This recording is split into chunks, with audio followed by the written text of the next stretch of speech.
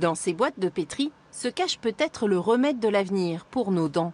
En tout cas, ces deux chercheuses y croient dur comme fer. À l'intérieur, elles y élèvent des cellules bien particulières. Là, je regarde les cellules souches de dents de lait d'enfants pour savoir si elles ont bien proliféré en fait. On peut dire qu'au début, on parle 20 000 cellules environ, quelque chose comme ça. Quand ça prolifère bien, à la fin, si la boîte est bien remplie, on va entre 2 et 4 millions de cellules. Dès lors qu'elles sont suffisamment nombreuses, la récolte peut commencer. Là, les cellules, elles sont collées sur le fond de la boîte. L'objectif, c'est de les décoller et sans trop les faire souffrir. Plusieurs manipulations et beaucoup de précautions sont alors nécessaires pour les récupérer. On peut venir récupérer donc, notre milieu et toutes nos cellules sont tombées au fond. Impossible de les voir. Ces millions de cellules souches agglomérées n'atteignent même pas 1 millimètre. Le docteur Gorin les utilise pour ensemencer du collagène et créer ce gel rose qui se transformera bientôt en pulpe dentaire artificielle.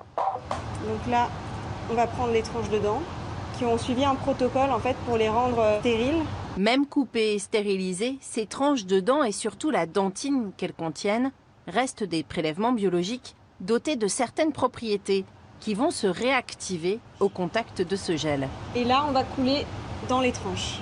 Donc on replace en fait ce tissu artificiel dans un contexte dentogénique, c'est-à-dire comme si c'était vraiment dans la bouche. Donc avec les facteurs de croissance qu'il y a dans ce qu'on appelle la dentine qui entoure la pulpe, parce que la pulpe communique avec la dentine. Cette communication est essentielle, mais elle ne suffit pas.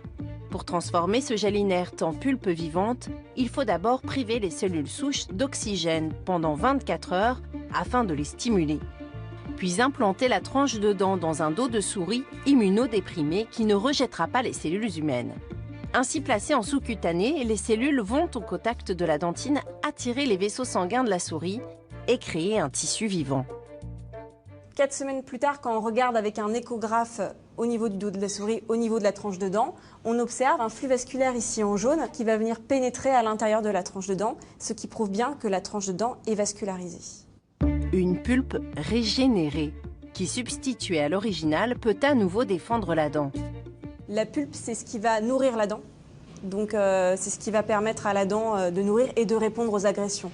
Quand on a une carie, la pulpe va sécréter de la dentine pour se protéger et donc protéger la dent de l'attaque bactérienne. Les cellules souches ouvrent beaucoup de perspectives, mais avant que votre dentiste ne puisse les manipuler dans son cabinet, il va falloir encore patienter une bonne quinzaine d'années.